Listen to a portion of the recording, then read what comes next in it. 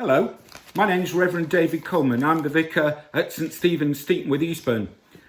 This week, it's my delight and privilege to have been asked by Keighley News to do the thought for the week. So I thought I'd just share it with you. Keeping our distance.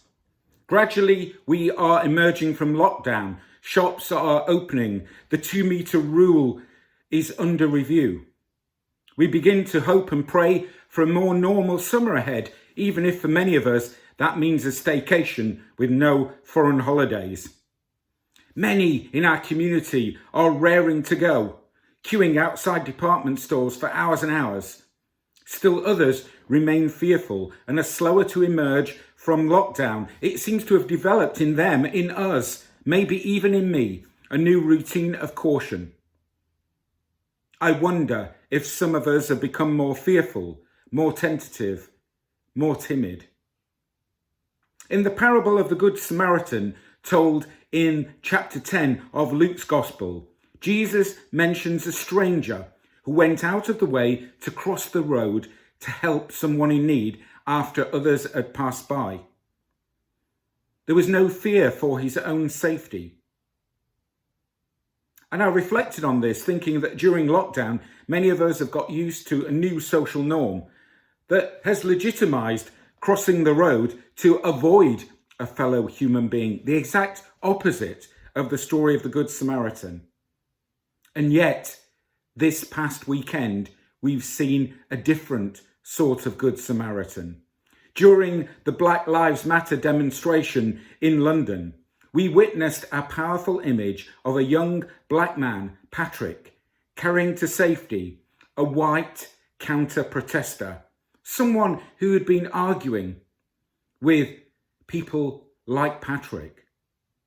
Patrick, nevertheless, acted out of compassion and humanity towards this man with whom he had major disagreements, because the primary consideration for Patrick was to step in and to save a life. To me, this is the living embodiment of the spirit of the Good Samaritan that Jesus talked about. Black Lives Matter, period. Black Lives Matter because they step in to save lives, whether it's on the streets of London or in the hospital wards at Airedale or Bradford.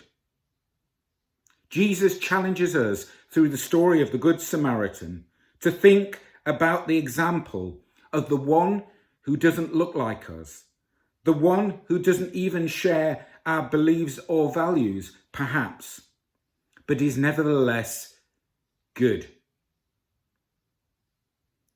In the story of the Good Samaritan, the expert in the law had to finally concede that it was the Samaritan stranger, the person of difference, who showed true mercy. Jesus said simply, "Go and do likewise." Have a wonderful week. May God bless you and keep you.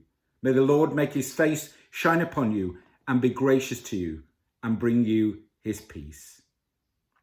Amen.